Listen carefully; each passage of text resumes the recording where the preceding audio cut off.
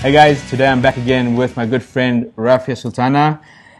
Rafia is a mental and emotional fitness expert. One of the speakers that from Asia Professional Speakers of Singapore, APSS, that I've mentioned before.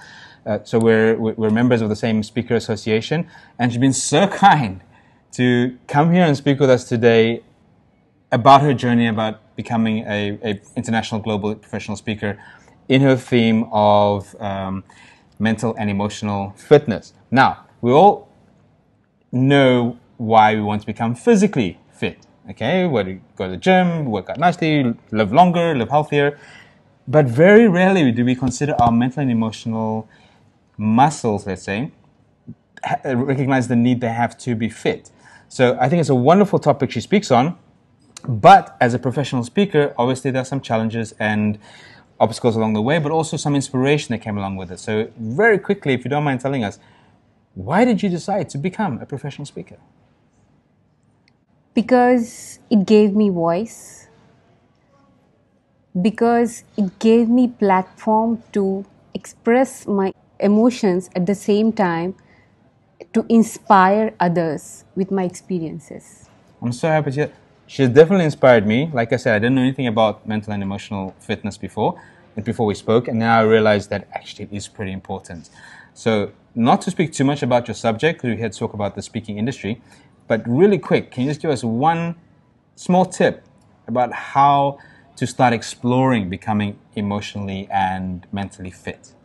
First of all, self-awareness.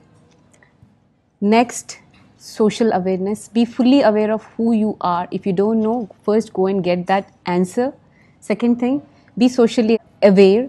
Be empathetic and compassionate with others. That can open many doors for you, no matter what. No matter how low you are, no matter what you're going through in your life, that can be your strength. It is a strength. Being compassionate and being empathetic is your strength, and that is my strength. Fantastic. Very, very important, and I can relate to that personally myself. It took a very long time to start that journey to find out who we are. Yeah.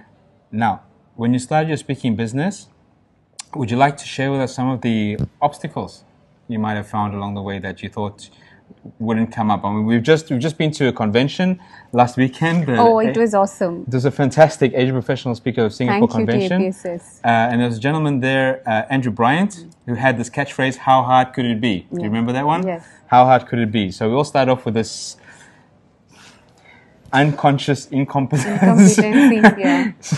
level of ignorance, thinking, "Oh, I'll become a professional speaker. How hard could it be?" And they discover it's quite hard. So, do you mind sharing what was like maybe the most challenging obstacle that you faced so far and how you got over it? Okay. So the most challenging aspect could be to be seen as a speaker in a industry full of many other speakers. Okay, standing up. How you stand out? How you stand out? What is making you unique out of all others?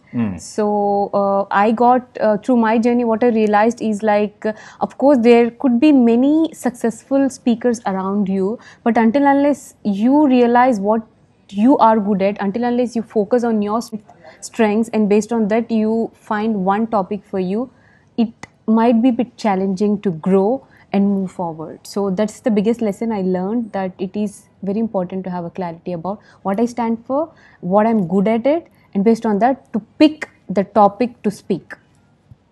I'm so happy you mentioned that, because that was one of the things I was struggling with for the last couple of weeks. Yeah. How do I adapt my personality, who I am, to the topic I want to speak about? Because it reflects the authenticity, and authenticity is the easy way to connect with your audience. As a speaker, the only way to stand out, the only way to be successful is to have the best possible ability to connect with your audience and make them feel, not only hear, make them feel what you want to convey to your audience. Yeah. Thank you so much. Okay, so there we have it.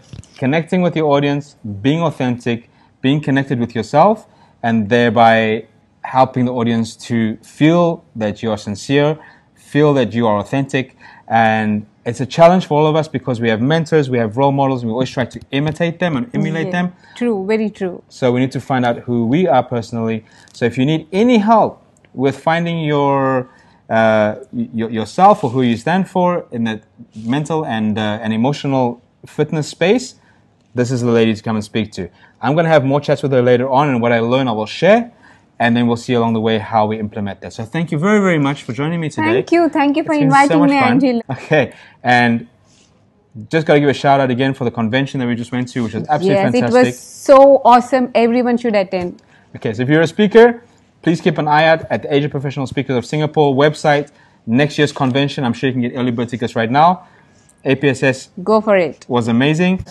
Thank you very much. Thank you.